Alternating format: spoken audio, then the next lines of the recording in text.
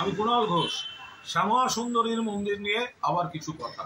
এই সুকিয়া স্ট্রিট মোড়, এই পাশে হরিনাথদের রোড, সেখানে শ্যামা সুন্দরী মন্দির এই বছর 2-3 আর 1 বছরে একটু বেশি প্রচার বা বাড়াবাড়ি, ইউটিউব ব্লগার বাড়াবাড়ি। তো যাই হোক, তো তারা এখান থেকে আপাতত নাকি দর্শন বন্ধ, তারা উঠে গেছেন।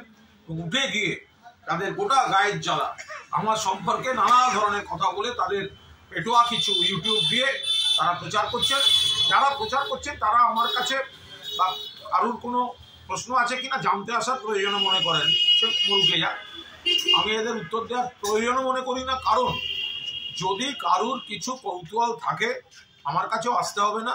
পাড়ায় যান, মন্দির এলাকায় যান, মা বোনেদের সঙ্গে কথা বলুন, যা যা জানার সব জানতে পারবেন। এর জন্য আমাকে কোনো যুক্তি দেওয়ার দরকার পড়বে না।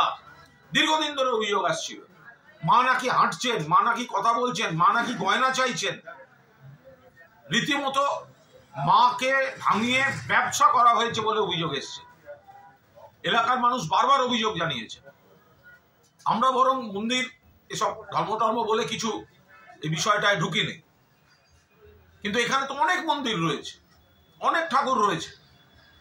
অভিযোগটা ওখানে মাকে ব্যবহার করে যারা ব্যবসা করেছে, ইউটিউব দিয়ে সেলিব্রিটি ডেকে এনে এমনভাবে প্রচার হয়েছে, মানুষের বিশ্বাস, মানুষের ভক্তি, কাতারে কাতারে লোক লাইন দিয়েছেন। ওইটুকু জায়গা 200-400 লোক দাঁড়িয়ে গেলেই মনে হয় ওখানকার বাসিন্দাদের অবস্থা খারাপ হয়ে যাচ্ছে। বাড়ির লোক ত্রাই রব উঠেছে। একদিকে ওইভাবে অপপ্রচার করে মাকে বিক্রি করা। তা এখন যখন সেটা নিয়ে কথা বলতে যাওয়া হলো, পাড়ার লোকেরা এসেছিলেন, আমরা গিয়ে কথা বলেছি।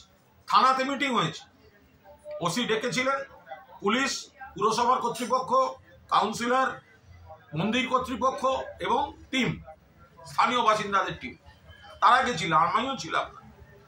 কোনো ট্রাস্ট নেই, কোনো কাগজপত্র দেখাতে পারছে না, শুধু লোককে ডেকে এনে টাকা পয়সা গয়না এইসব তোলা হচ্ছে। তো 2 দিন বাদে তো এলাকার লোকের ধারণা হচ্ছে যে আমরা যারা এখানে পার্টি করি, কাউন্সিলর বা থানা, আর এই লোকেরা বলে বেড়াচ্ছে যে যেখানে যা যা দেওয়ার সব দেয়া আছে। মানে কি, এরা বিভিন্ন নেম ড্রপ করে, কখনো দেখায় জজ সাহেবরা আমাদের কাছে আসেন, কখনো বলেন পার্টির লোকেরা, কখনো বলেন থানার লোকেরা। কিন্তু চলতে দেওয়া যায় না। মায়ের নামে, মন্দিরের নামে ইমোশনাল ব্ল্যাকমেল করে চলছে শুধু। তাহলে তারা আপাতত উঠে গেছেন। আপনাদের বলছি, শিয়ালদা থেকে এই ব্যবসা খুলে বসেছিল, সেখান থেকে তারা খেয়ে উঠেছে। এখানকার মানুষের ক্ষোভ উঠেছে, যে যা গালাগালি করছে বয়ে গেল। আপনার এলাকায়, নিউ টাউন এলাকায় এখন সেখানে এন্ট্রি নিচ্ছে।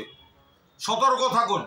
যেখানে দেখবেন এই মা ছেলেরা ভেগ ধরে বসে আছে, মা কালীকে হাঁটাচ্ছে, চলাচ্ছে, এইসব রটিয়ে দিয়ে বিক্রি করার চেষ্টা করবে, ঘাড় ধাক্কা দিয়ে তারা। শিয়ালদা তাড়িয়েছে, হরিনাথ রোডের বাসিন্দারা তাড়িয়েছেন।